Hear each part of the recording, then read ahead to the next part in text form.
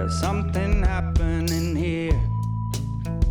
What it is ain't exactly clear. Jamie Clark here with Lexington Behind the Curtain. And today's guest, we have Keith Yarber, the owner and publisher of Thompson Lex. How you doing today, Keith? I'm doing great. Okay. Well, I'm honored to have you here. You're guest number 4. Here. Yeah, you're guest number 4. You know, the average podcast only gets to 6 episodes. We've already got 4, and we've got 3 more lined up. So I'm feeling good. We're going to break the average. Congratulations. Yeah. I'm glad to be part of it. This is a lot of fun and something I've been wanting to do. You know, there's so many good people like you in this community that are kind of behind the scenes that the general public may not know. And, you know, episode 2, we had Stuart Perry in here, who's a big volunteer in this town. Great guy. Yeah. But most people just think of him as a State Farm agent, you know, and he's started or participated in about every major charity in town. And do you realize only 3% of the general public ever volunteer for a nonprofit? So that sounds about right. It's a very small percentage. Yeah. So you know, I start each episode with asking for the basic resume. You know, tell me who you are and how you got here. Well, that's a good question. I'm a Kentucky native. I grew up in Mount Sterling, Kentucky, about 30 minutes east of here, and went to school at Morehead State University. Got my graduate degree there at Morehead. And I'm an accidental radio guy. Believe it or not, when I went to college, people say, "How did you get in the radio business?" Well, I don't have the visual with me, but if you can imagine back in the late 70s, all the guys had big hair and big beards Dr. and Johnny everything. Fever. Yeah. And I did. I had a big hair, big beard, and we were wearing army jackets. We looked like those hippies way back in the day. Well, I went to school at college, and I had to work my way through college. And I showed up to get interviews at Kroger, at department stores, menwear store, and things. Nobody would hire me because of how I looked. Yeah, there's a Big Tesla hair. song about that. Yeah, I looked like one of the rock stars back then. Mm-hmm. I looked like one of those guys. Yep. And I just couldn't find a job. So my mother, I had done some public speaking in high school. My mother encouraged me. She goes, "I hear the radio station's hiring, WMST in Mount Sterling." Oh, wow. And I met a couple of guys up there, and she said, "Why don't you go up there and talk to them?" So I did. I went to the radio station in Mount Sterling. And I used to do some really bad impersonations back in the day. And there was a local announcer guy named Jack Clay Gentry. And he asked me to cut a couple of radio commercials with him, doing a couple of impersonations. So I did. And it got me an interview with the station manager and the program director. And he said, "Gosh, especially on the weekend, we need people to come in and run the board on the weekend." Right. They were looking for a warm body. Right. He goes, "But you need a third-class FCC license." Oh, really? Yeah. I'm like, "Well, how do you get that?" "Well, you have to contact the FCC and you have to study and take a test." So I'm like, okay. I was running out of options. I was getting really desperate to get a job so nobody would hire me. So I write to the FCC. They send me a study booklet. And like any good college student, I waited till the night before to study the thing. So I live in Mount Sterling, Morehead, and I go to Lexington. I took the test. I was like, I probably didn't pass. And of course, being a federal bureaucracy, it took a while to get the test results back. So in the mail, I get an envelope and there's something pink inside. And pink usually does not mean good. Yeah, pink slip. Pink slip. Open it up and it said third-class FCC license. Oh, cool. So this was a Saturday morning. Never will forget it. So I go up to the Mount Sterling radio station. I said, "Hey, remember me? We talked a few weeks ago." And he goes, "Kind of." And I said, "You told me to go get a third-class FCC license. Here it is." Well, his eyes lit up. And he said, it was Saturday morning, about 10 o'clock. He goes, "Are you busy right now?" I said, "No." And he said, "Would you like to start?" And I'm like, "Of course." So he takes me in the control room and he teaches me how to queue up records and all that kind of thing. I worked 10 hours the first day. That's really cool. Never said a word. I was too nervous to say anything. And then I came back the next day and worked 12-hour shift the next day with church services, 30 minutes at a time. They called it the God Squad. So that was my introduction into radio. It was kind of accidental. I fell in love with the business. And so worked what my year way would that through. be? This would have been 76. Okay. Somewhere around 1976. I'm not going to make you feel old, but I was born in 75. Yeah, tell them my age here a little bit. Yeah. And I worked in 2 radio stations throughout college, one in Mount Sterling and in Morehead. And in summers, my best friend had relatives in Reno, Nevada. And I spent 2 summers in Reno during college working at radio stations out there. Well, that's a good experience. So absolutely. Bigger market. Bigger market. Yeah. I love the radio business, but one day I wanted to run a radio station. That was my goal in life. And they said, well, to do that, you got to get into sales, advertising sales. You got to go onto the dark side. Yeah.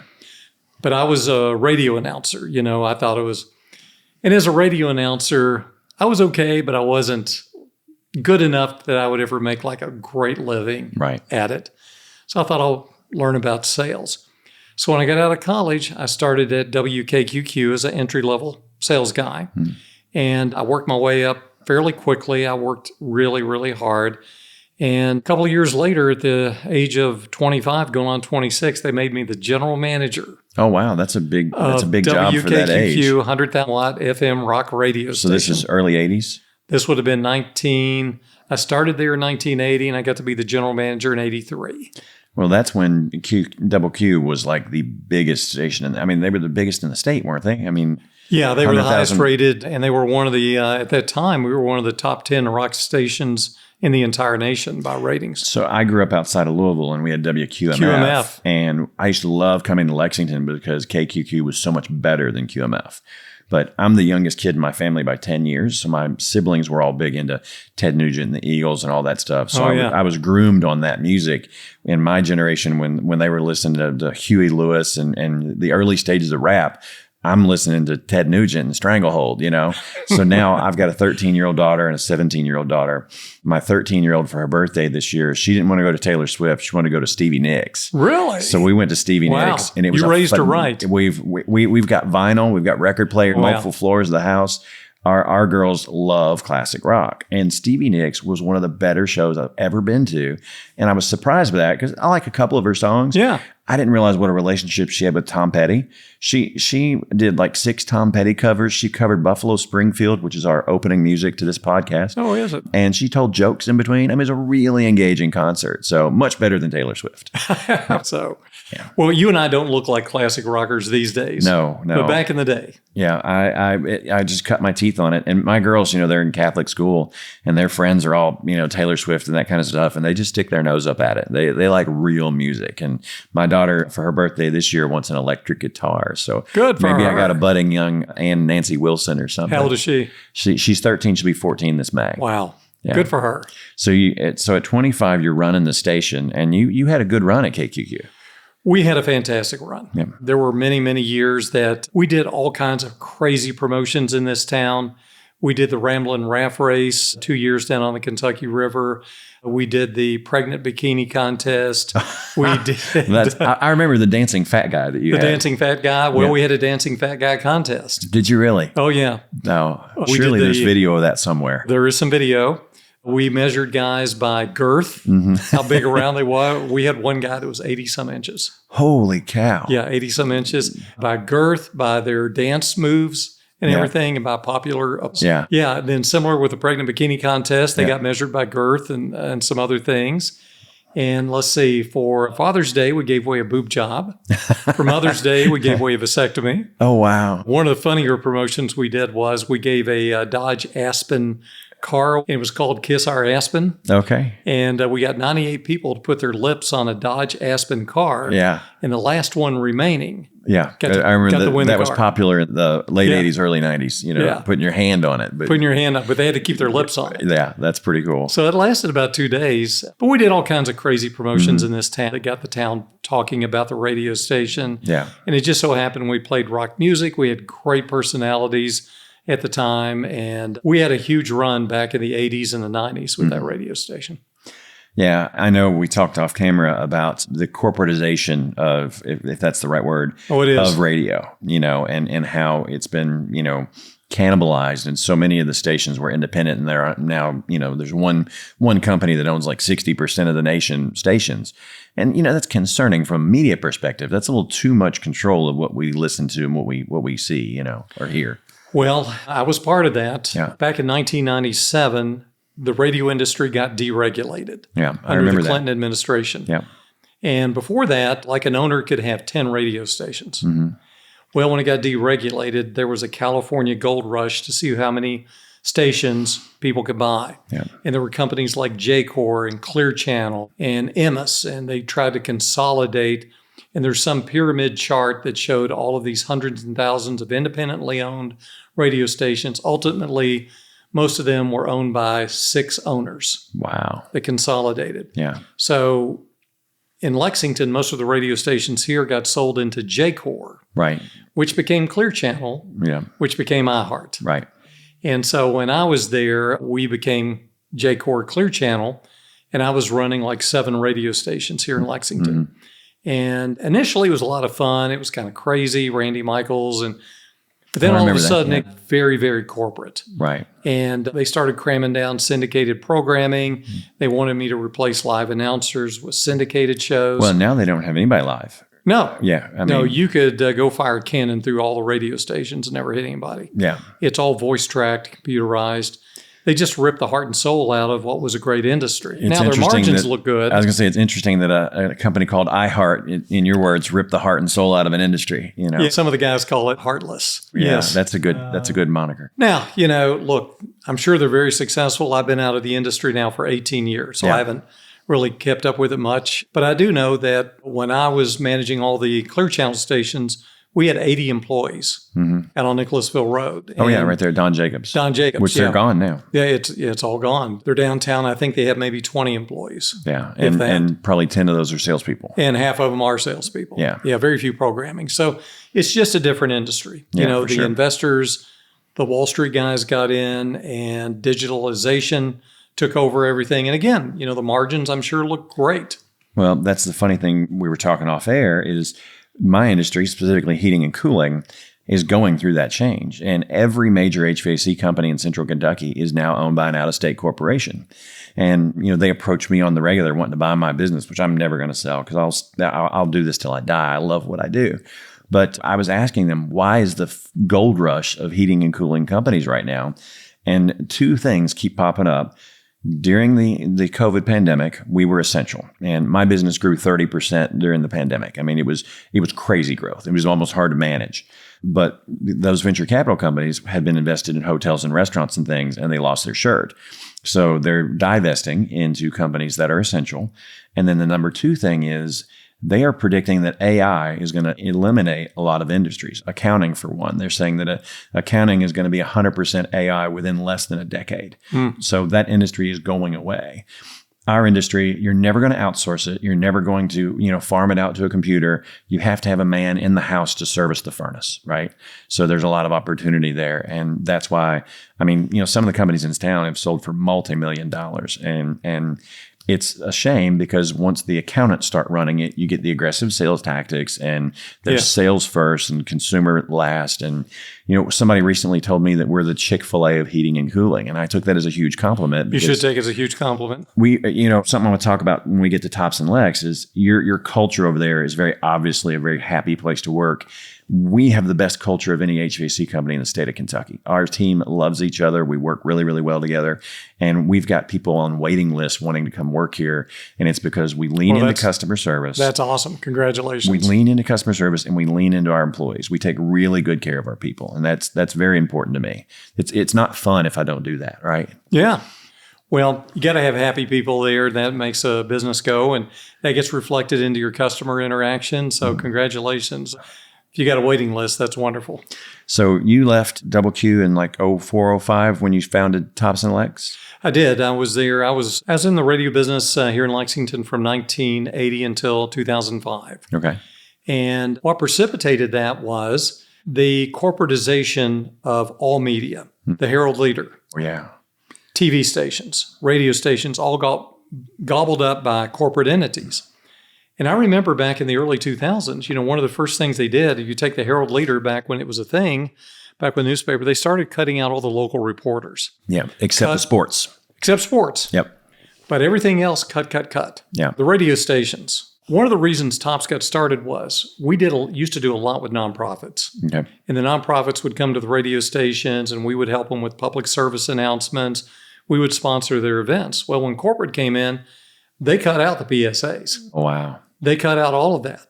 So did I think the that's newspaper. short-sighted because we do a lot of charitable work. I mean, this podcast is meant to be, a community outreach thing, right? Introducing, I like to call it shining a light on good people doing great things. And we're not making money off this. This is to take people like yourself that may be behind the curtain and let people know who is Keith Yarber, and what you're involved in. And we'll talk about your nonprofit work in a minute, but I think nonprofit is critical for a business's success. You got to give back to your community. Well, it's the fabric of the community. It really is. The nonprofits, they do so many unheralded good things in the community.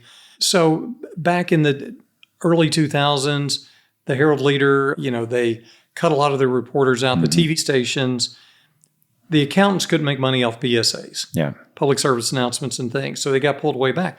So when I was at the end days of my radio career, one of the reasons I got the idea for TOPS was so many nonprofits were coming going, we need help, right? But there's nobody to help us. Yeah. The radio stations won't help us. The TV stations won't help us. The newspaper won't help us as much. So I got this idea that if we could create a community website, TOPS was a website only for the first year or so. I remember. A lot of people forget that. We had a great jingle that played all over the place. We hired Rick Dees to do our commercials. And so my idea with TOPS originally was, it was a lot based in nonprofits. They were asking for help. So the first rule of business is find a need and fill it. Right. So if I can help the nonprofits, if we can create a community website that reflects, as you're talking about, the very best of our community, and nonprofits are the very best of our community. Absolutely. If we can help cover the events, promote the events, send a photographer, and help them promote all the good things that we do, then maybe we're on to something. And then who's on the board of nonprofits? Well, business people. So they would get familiar. So we launched topsandlex.com back in late 2005, early 2006. Website only for the first year or so. We were a little ahead of our time. Facebook wasn't even Facebook back then. No. MySpace was the big deal. Oh, yeah. Facebook was Tom at MySpace. Yeah. Facebook was bubbling up over here. And I remember talking to some of the bank presidents, and they're like, Keith, we love your website. Here was a quote back in 2005. We're sure the internet will be big one day. We're just not ready for it. Yeah. So in 2007, I was like, we're a little ahead of our time. Yeah. So we wanted to make the concept real. So we launched the magazine in 2007. Well, it caught fire. Oh, yeah. I mean, it just caught fire. And so we took off, and, we're still rocking and rolling today with the magazine. Well, it's a who's who of Lexington. Every time I get the magazine, the first thing I do is go to the candid photos and see, who's at the events. And, thank you. My friends and people that I deal with. And I've been in your magazine a dozen times, so I always like it. And I was really involved with the Lexington Dream Factory. And then I was president of Lexington Forum, and we've been in there through, some of those events and things. And my wife, when she gets it, she's looking for old sorority friends when she was at UK, and, so she finds some of them in there. Oh yeah. It's a great magazine. It's fun and it's lighthearted and it's focused on Lexington. So it really is a who's who of this town. Well, thank you. We try to make it a very positive magazine. We're very apolitical. We don't take stands on anything. We're an escape. There's so much noise and politics and negativity coming at you from everywhere. We are the oasis. You pick up the magazine and it's positive cover to cover. We do promote lots of things that's happening in Lexington. We try to shine a light on so many of the nonprofits, the events that they do, what they do, how they do it. And your photographers are great.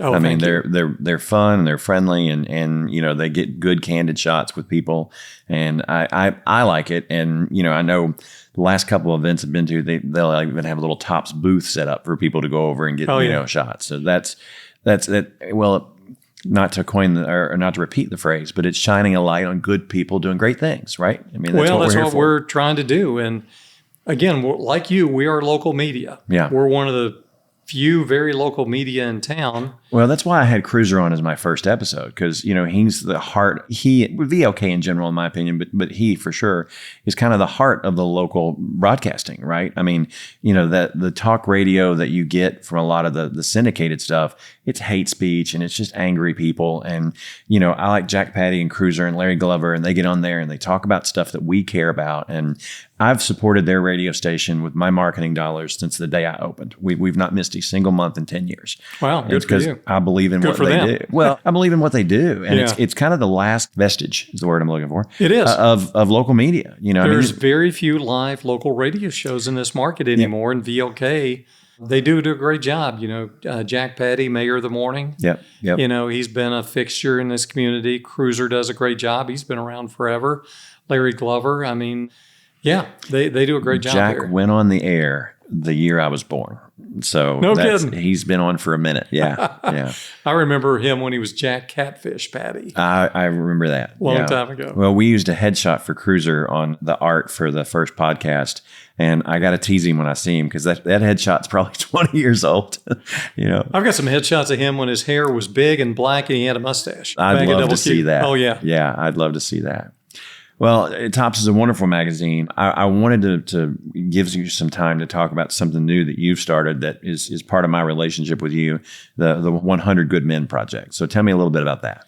Well, thank you. It's a new project. It's called 100 Good Men of Lexington. I've actually, to be honest, had the idea rolling around for 2 or 3 years. I'm on the board of the American Heart Association, and I'm a heart disease survivor. I've had several heart issues over the past 6, 7, 8 years. Mm-hmm. I've been in intensive cares, emergency rooms, ambulances. I've never had a heart attack, but I have heart rhythm issues and some other things. So I'm a pretty passionate advocate for the American Heart Association. Mm-hmm. They do so many great things locally that a lot of people, frankly, aren't aware of.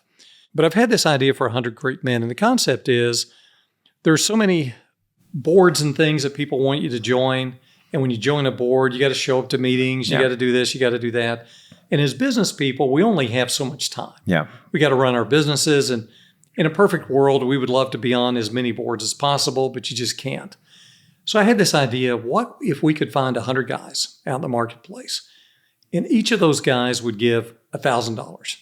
We'd have $100,000 to work with, which would make a fairly significant impact. Well, and it's more of an impact than me just giving $1,000 to a random charity. Exactly. And so the whole driver of this was the Heart Association's 100th anniversary.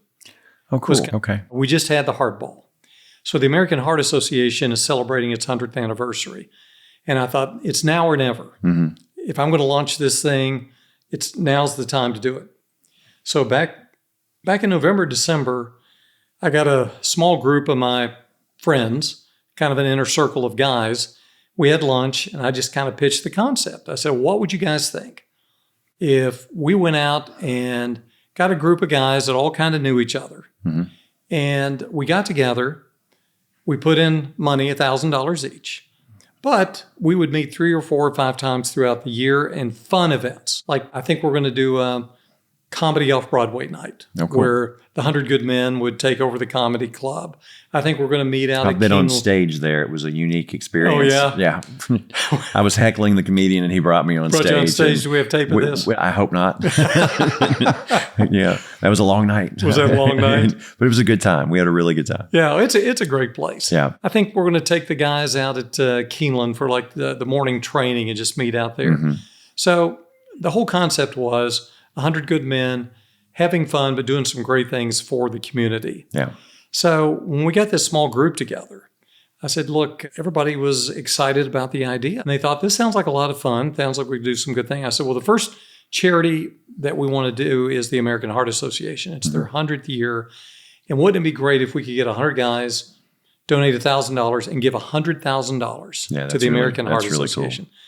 I said, but it's November, December, holidays are coming up. Yeah. But I'll tell you what, if you could invite, so there was about 12 guys. I said, if each of you could invite one guy in, there'd be 24 guys. And then if those 24 guys could invite somebody, there's 48. Yeah. And there was a period of time in early January where this thing went viral very quickly. Yeah. We went from 20 members to 40 to 60 to 80. And as of today, we're closing in on 120 members. Well, that's awesome. Yeah. And I think that ultimately we're going to get to around 150 or so members. And so it's not just for the American Heart Association. This year it was. Right. But what we're going to do next year is we're going to get the guys together. We're going to nominate nonprofits, and we're going to vote on what nonprofits that we want to give our donations to. Gotcha. Yeah. So let's say that by next year, let's say that we have $150,000. We might have 3 donations of $50,000 to 3 different groups. Yeah, spread it around. We may have 2 donations of $75,000. That'll be for the group to vote on. Mm-hmm. So I got the ball rolling with this thing, and I'm very proud of kind of how it's taken off. We have great people involved like yourself. Yeah. We have business leaders, community leaders, some coaches. I mean, it's just been so wonderful to see people that have jumped on board and wanted to be a part of this. So as we go along, we're going to have some subcommittees that's going to nominate nonprofits. We're going to have like a membership committee and that type thing, because I don't want to be the guy that's running everything. Sure. I just kind of got the ball rolling. Yeah. You can get it started and then bring in other folks. Bring in other folks, and there's a lot. As a matter of fact, out of the 120, there's 119 guys smarter than me that's on there. And we want to spread it around, have a lot of input on it. Well, there's some wisdom there, because I've been involved with some nonprofits over my career that some of the founding members kept really tight reins on. And as new people come in and want to get involved in it, they find it hard to break into that leadership circle, and that can be detrimental to an organization, because if the same people are running things over and over, you don't get a lot of new blood, you don't get new leadership. And we talk about 250 people, really moving the needle in Lexington. Well, that 250 people, that ebbs and flows. People age up and retire, and young people come up the ranks, and we need more of that movement. So I'm excited to hear you say that you're setting it up to evolve beyond you, because I have been involved with charities that were stagnated because the people that started wouldn't let go of the reins, so that's important. I don't want much of the reins. Yeah. I want, there are great leaders and great people involved with this, and we want to set it up so that we listen to input, and we want the guys to have fun, get excited about what we're doing, feel good about it. And it's really kind of almost, in a way, it's a somewhat of a social club that gets together and we're like, what good can we do in this community? That's awesome. Let's talk about it. Well, and I noticed who needs our help. When you sent me the role when I joined, I noticed that I probably knew 75% of the people on the list. Had personal relationship with those guys. So there's a lot of good people in this town doing good stuff, and it goes back to my concept that there's about 1% that's really out there involved in this kind of stuff. And I hope my goal of this podcast is try to encourage new people coming in. We're having the conversation with David O'Neill, who was the guest last week. As I'm trying to do this podcast, I'm trying to interview all facets of life. But my first 4 guys are all within about 5 years of their age, and so I'm I guess on the tail end of Gen X. I'm not quite, definitely not a millennial, but one thing I see in my own business is we've got an age gap, from about 45 down to about 30. There's not a lot of people in the trades. There's a shortage of people. Mm-hmm. A lot of my guys are young guns. I got a 19-year-old kid that works for me that is one of the best electricians in Lexington, and he's just a savant. Wow. He started here as a co-op program in high school, and he's now halfway to getting his journeyman's license. His younger brother came right behind him because he liked it so much, and now they both work here, and they're absolute beasts.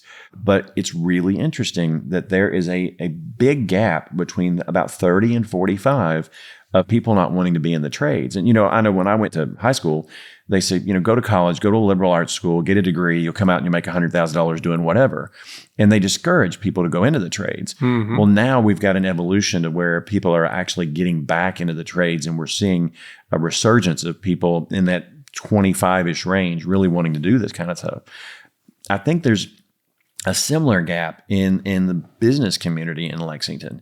It seems like a lot of the people that are moving the needle are 50, 55, 60, 65, and there seems to be a big gap. And I'm really hoping that there's some younger folks coming up.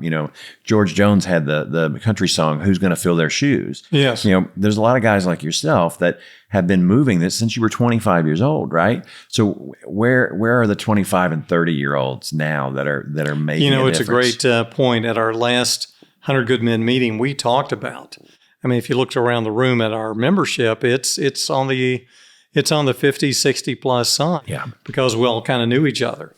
And we talked about the fact that we need to get some 20, 30, 40-year-olds in our club. When I was on the board of Lexington Forum, we decided that the board as a whole decided that we really wanted to bring in some diversity, right?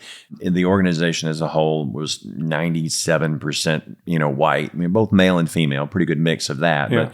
But it didn't represent people of color very well.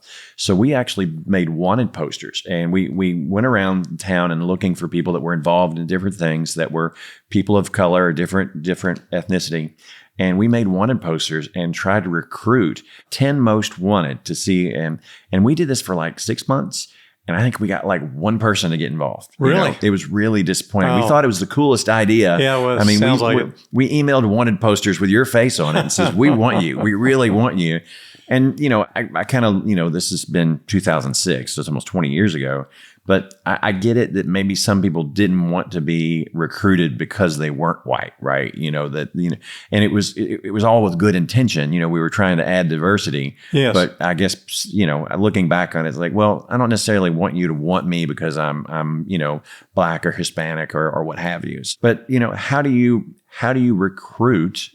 I mean, you're in marketing, right? I mean, it's what you do. Yes. How do you bring people in to get involved in this that aren't, 55 years old and in the business community? Well, it's a great question. Fortunately, a lot of our members do know some younger members they either work with or they know it from another profession. Yeah. And we've had a few members who have brought their son into the organization. That's cool. I like that idea. Yeah. I mean, I think we've had 3 that said, I'd like my son to join this organization. That's really good. So that's been great. That's been very heartwarming that, you got a dad and a son. Multiple generations doing good. Generational things and bringing them in and showing them what you can do in Lexington, Kentucky. So it's been fun to watch this evolve. And again, we're a very young group. I mean, literally it You're started 6 months in. Yeah. Just a few months in. Yeah. And we're evolving all the time. But we did hit our first milestone. Hardball was this past Friday night, and we were able to present a check for $100,000 to them. That's incredible. Yeah, that feels good. The Heart Association, I'll put in a quick plug. A lot of people think of the Heart Association, it's a national organization. If I give my money, it's going to go to New York or somewhere like that. And while I guess some of that does go up there, a lot of the money that when you give to the Heart Association, there is the Gill Heart Institute at UK. Well, they have scientists there and researchers that get a lot of that money. And they apply for peer-reviewed grants to study proteins and molecules in hearts and things like that. So a lot of our money stays here at UK, at researchers at UK and U of L. Yeah. In addition to that, a few years ago, we got on an initiative to put AEDs at horse farms all over central Kentucky. Because horse farms are out in the country, and if somebody has a heart issue, it takes an ambulance or something a while to get there. And you've got to treat a heart issue very quickly. For sure. And so we helped get AEDs into horse farms all over central Kentucky. How many people know that? Not. I was unaware. Yeah. Another thing that we have done, along with Andy Barr and Carol Barr Fund, is we are giving STEM scholarships to young women in central and eastern Kentucky. And I've met some of these young women.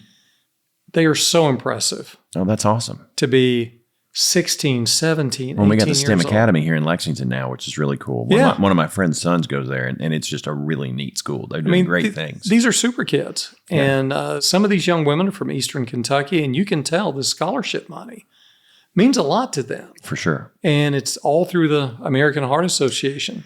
We have a jump roping thing that is out in the grade schools and high schools. We help the firefighters buy those practice dummies where you can practice CPR. So the Heart Association does so many local things that we need to do better PR job of making sure people know that. Yeah, because I didn't know that. And my wife is from Eastern Kentucky, she's from Hazard, Kentucky. And in the last decade, that community has been ravaged. I mean, it's poverty stricken. It's gone back in time 50 years. And, Sorry to hear that. Putting money in those places is well deserved. I am very particular about where I give money to in the world of charity because I've been involved with charities that I didn't like just where the money went. One thing that I really liked about the Dream Factory, and I was on Dream Factory for 11 years, 93% of the money stays in Central Kentucky. So if you give $1, 93 cents of that goes to the organization That's right fantastic. here. Yeah. Make-A-Wish, which is a good organization, but at the time, I have no idea where they are now, but at the time, it was only like 68 cents on the dollar stayed in the community and the rest went elsewhere, and I didn't like that. I want my charitable giving to stay in my town. Well, it's interesting you say that. When I first brought up the American Heart Association, if there was any pushback, it was like, well, what do they do locally? So I had to educate our 100 good men about, well, let me tell you about the American Heart Association. So some of the things I just listed, and there were a few other things, but like we had no idea. And I think that it's up to us to do a better job PR, but they impact. I'll tell you a couple other things that's kind of cool. We put on the Heart Ball, we put on Go Red for Women, and the Heart Walk. With the Go Red for Women, we have women survivors do a fashion show. And there's about 10 of them, and Macy's outfits, and they do this like they walk out on the stage wearing something from Macy's. But while they narrate their story, and their story is, I'm a mom with 3 kids. I got a hectic schedule, and I wasn't feeling good for 2 or 3 days. My back was really hurting. And I just thought, like a lot of women are tough, and they'll play through the pain and push through the pain. Especially a mom. And I don't have time to go to the doctor. It'll go away. Well, turns out a lot of these women are having heart attacks because heart attacks in women present so much differently. Yeah, everybody's been alerted to men with the left arm pain. With the left arm and the chest, but women are different. And so we've had women who've attended the Go Red for Women luncheon, and they hear these stories, and they're like, you know what, that's me. Oh, wow. I'm having the same symptoms. So they've realized their own condition. Yes, and we've had women who've attended the Go Red hear the stories, and like a month or 2 later, they had the same symptoms. They went to the doctor, and the doctor said, if you hadn't shown up here, you wouldn't have made it. Yeah, and see, that's making a difference. That's got to make you feel good. It makes us feel great because we hear stories, especially from Go Red for Women. We hear stories like that quite often.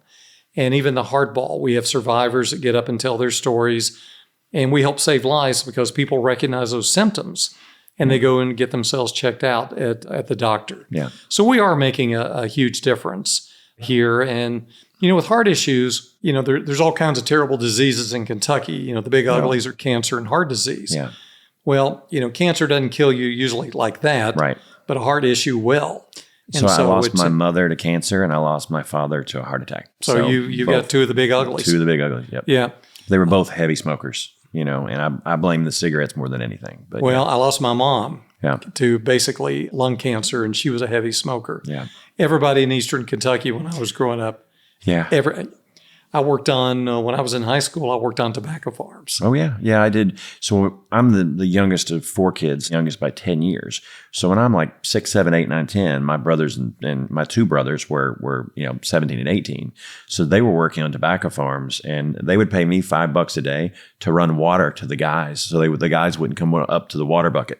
Oh, yeah. So, yeah, I mean, back when I was like 7 years old. Yeah. So it's I grew up hard work. on that. Cutting that tobacco. Yeah. But, never smoked at all. I'll do the occasional cigar, but I grew up in a family of smokers, and I hated it. And I didn't realize till I went away to EKU, and I came home for a weekend. I didn't realize how bad our house stunk. And I never lived in that environment ever again. I went out on my own, and it was so ingrained in our society 30 years ago. It's so much better today, but I don't know that the vaping is much better. And that's... I don't think it is. And we have something in common. When I was a little kid, I remember being in the backseat of the car, both my parents smoking. Oh, yeah. And my eyes were tearing up. Yep. I was coughing, and I was just inundated with cigarette smoke. And I have never wanted to smoke a cigarette, never smoked a cigarette, never will smoke it. I had bronchitis every year of my life as a child. And after I went away to college, I've never had it once. So I'm now, 30 years out of college, and I've never had bronchitis ever again. But living in a house with 5 smokers, I was constantly that secondhand smoke, Yeah, well, I grew up with it. And when I see somebody smoking, especially somebody young, especially young women, I'm like, please don't do that. Yeah. You just have no idea what it's doing. And you got to wonder, in 2024, why would anybody pick up a cigarette for the first time? But it's usually generational. It is. Their families did it. Their family before them did it. And it's usually a handed down thing. Or they think it makes them look cool and grown up. So peer pressure. Before COVID, I haven't done it since, but before COVID, there were a group of teachers that had invited me to speak about trades in the high schools. And, I've been to Henry Clay and Lexington Catholic and Bryan Station. And the lady at Bryan Station, she had a huge auditorium full of kids. I mean, there's like 165 kids to, watch me speak. And she was really very, very blunt with me about how some of these kids don't have the best opportunities, right? And that the trades, they need to be, educated on the trades. And then as a business owner, I want you to communicate to them, how they can be more attractive to you, if you want to hire. And I said, well, how real do you want me to be with these kids? And she goes, limit it to 3 F-bombs. And I thought that was pretty cool. But, I talked to him about the trades. And like I said, I got a 19-year-old kid working for me that made $60,000 last year because he's willing to bust his butt. He gets out. I don't care if it's snow or rain or whatever. Yeah. He's hustling every day, doing a good job. And he is paid on a performance basis, and he performs. So I talk to these kids about that kind of stuff, and he's got no student loan debt. He started here as an apprentice. He's working his way to a journeyman. There's good careers in the trades. But I always finish my speech with 2 things. I said, about 50% of my staff is paying child support to somebody they don't live with, So you need to be careful, both men and women, Good advice. We know what causes this. Yeah. You can take protection. And if you want to give half your paycheck to somebody you probably don't like next year, Right. then be stupid. But Great advice. don't be stupid. And then if you think a face or a neck tattoo or gauges or any of those things are really, really cool now, recognize you have the right to do that. Now, support your right to do that. But you're making a career decision for the rest of your life. You're only going to, like your hair and your beard, right? Yeah. You limited your options. And I said, if you're going to do the tattoo thing, that's cool, but just recognize that in a customer-focused, customer-facing position, that's going to be a negative on your job opportunities for the rest of your life. So if you really want to do something like that, give it 2 or 3 years and make sure you're absolutely certain. Yes. And the kids responded really well to it. And I might start doing it again. Over COVID, they stopped a lot of interaction, and I just got out of the loop of the people that were engaged with me. Back in the day, I saw a lot of tattoos coming back from spring breaks. Yeah. People down on spring break and Oh, man. having just a little bit too much to drink, and boy, wouldn't it be fun to get a tattoo. Let's go get tattoos. Yeah, I've never smoked and I've never had the desire for tattoos, but and I've got a lot of friends that love them. Bill Farmer, the state rep that owned HTI Tax Service, he's moved to Las Vegas. But this is this conservative. The last person in the world you would think would have a tattoo. No, last I heard, he's got 14. Really? And they're all Looney Tunes characters. It started with like a Tasmanian devil, and then it's Speedy Gonzales, and then Marvin the Martian. But he's really unique about how he does it. Like he's got one under his watch, so you have to take his watch off to see it. Yeah. So he's pretty, but now he's retired and he just doesn't care, But it's funny. This mild mannered accountant literally just went tattoo crazy. I hear they're addictive, Well, it must be, in the early days of Topps Magazine, if somebody had a tattoo, we wouldn't put them on the cover. Really? Yeah, and we didn't like to put them in the magazine. But honestly, over the past 10 years, it's so accepted now. Yeah, for sure. And it's it's part of the mainstream, so it's not that big a deal anymore. But back 17 years ago, it was. Well, there's 3 or 4 major singing celebrities now with face tattoos. Face tattoos. Yeah, I mean, like bad. Jelly Roll. Jelly Roll. Look at it. And that other guy that sings the Colors song, that's, I mean, he's covered and looks like a Mexican gang lord, I mean, it's a different world. I think I've got an old soul on that kind of thing. Yeah. I might have been really good in the 50s and 60s. So. Yeah. So you've done a lot over your career. What's next for Keith Yarber? What's the next 5 years look like for you? Oh boy, that is a really good idea. Even I don't know what that is at this point. Probably the next 5 years is our magazine is doing really well. Are you doing a Louisville version now too? We were. Okay. We were doing a Louisville version, and kind of like you, when it comes to the trades and things, we had to stop the Louisville publication because we couldn't find salespeople. Gotcha. The hardest thing to find in Louisville, Kentucky was salespeople. Well, and Louisville's a different market. I grew up outside of Louisville, went to high school in Louisville, and then when I came to Lexington to go to EKU, I fell in love with this town. I mean, I love this town. That's why I'm doing this podcast, right? But I've gone back to Louisville for different reasons a couple of times, and it's such a different community than Lexington is. So at one point, we were looking to open a second office of Synergy in Louisville, and we actually scaled that back, and we've got an office in Frankfort. But I don't think I'm headed to Louisville. It's a different market. I was over there for about 7 years, had an apartment in Louisville. I was over there 2 or 3 days a week and got to know a lot of people over there. It's a great city, great community. But there's a lot of large and large companies over there. And we think that the issue is they sucked up all the talent, all the good people over there. But all the media companies over in Louisville, they're begging for salespeople. No, that's Can't crazy. find them. So for the next 5 years for me, one of the things that I'm talking about generational, my son works with me at Tops. And a few years ago, we opened up Tops Digital Solutions. Yes. And because right now, 75% of the average marketer's budget goes into digital marketing. Yeah, So I would say that's where ours is. yeah. So we've opened up a digital marketing agency. So what we do is we help clients with their Google AdWords, search engine optimization, geotargeting, geofencing. That's a complicated world. Mobile device ID. We're getting into video, social media videos. We can do ads on streaming TV. So anything that a large digital agency can do, we can do. And my son is heading up the digital marketing side of that.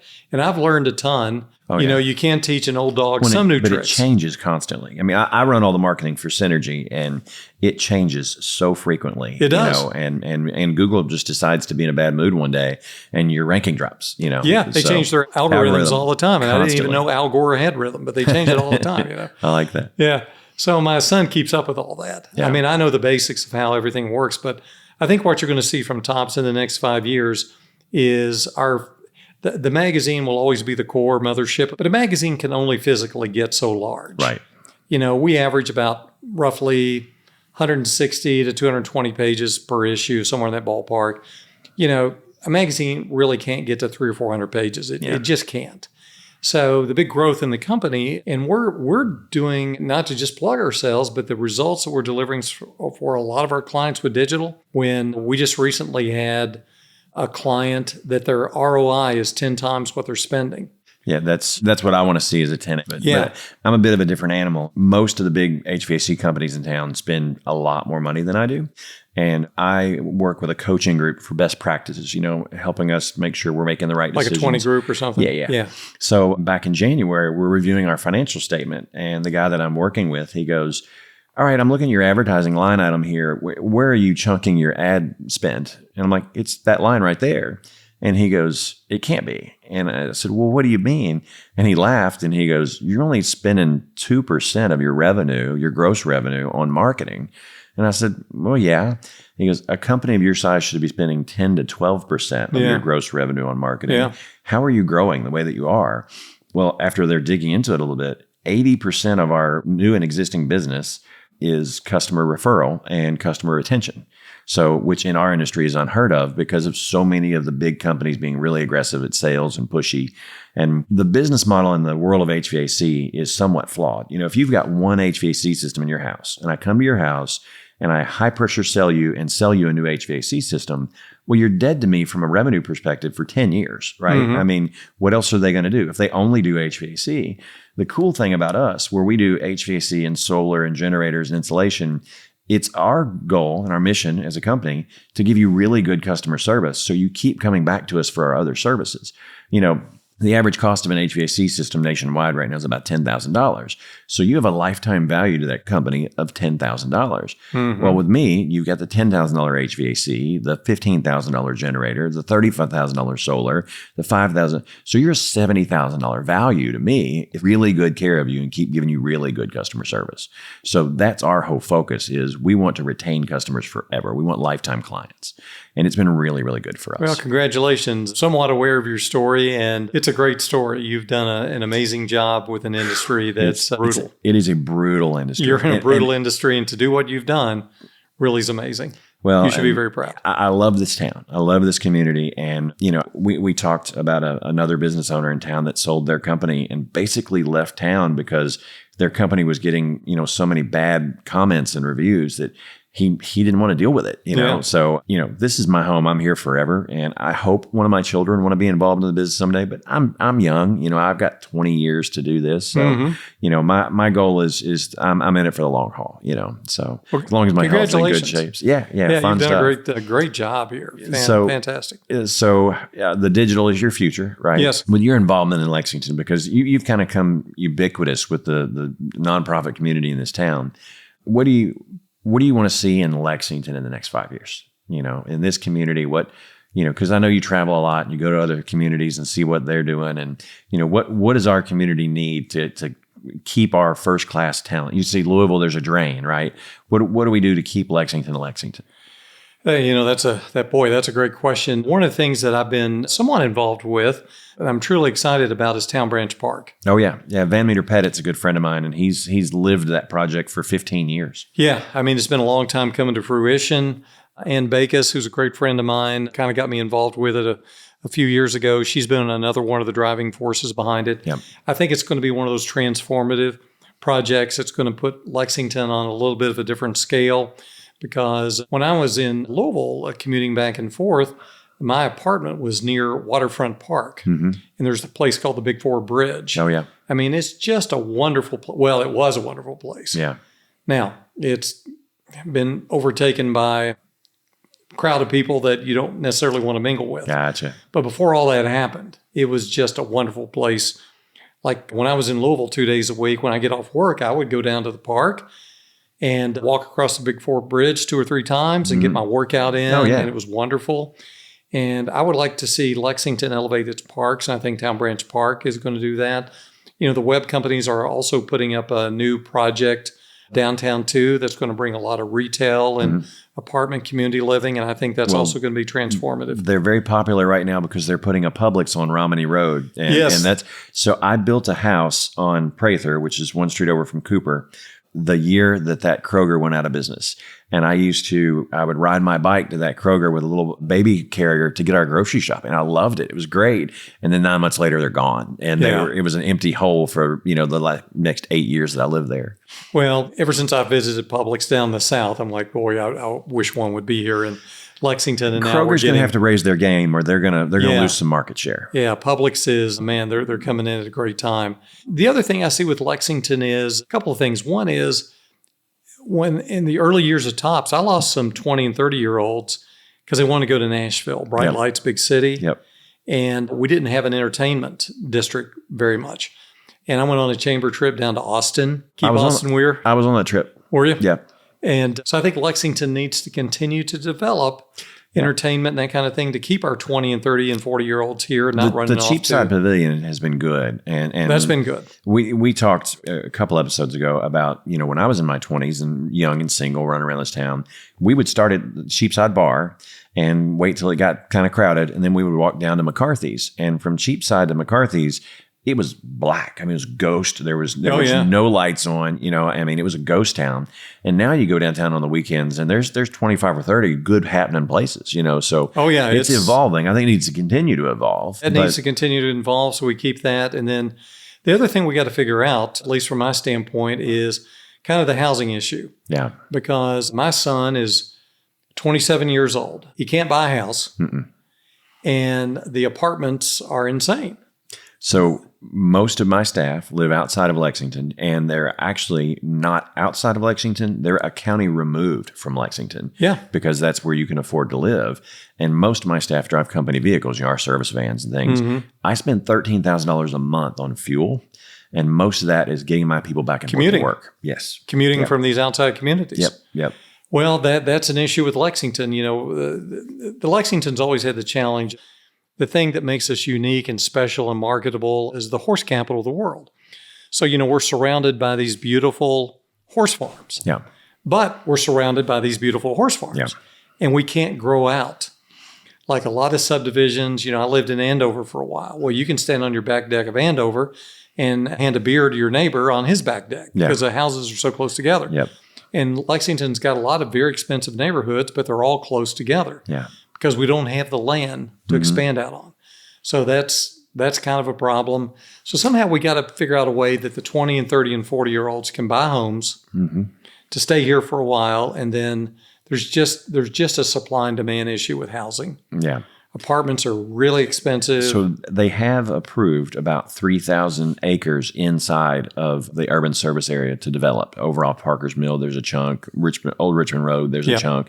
So they are doing some, but the problem is the property value is going to be such that you're not going to build a starter home in that property, right? You're going to build a $500,000 house. Yeah, you're going to build these nice homes. The starter homes, like when I came to Lexington, I got in a ball home starter home. Yep. Yep. And that's how I got started in this community. And I was so proud to own my first home. Oh, yeah. I was, 22 or something like that. Hopefully interest rates will come back down. I bought my first house living in Louisville when I was 21, and I paid 11.5% on an adjustable rate mortgage. And, 12%. And I just moved over the last year and built a new home. And the house that I sold, I had a 2.8% mortgage.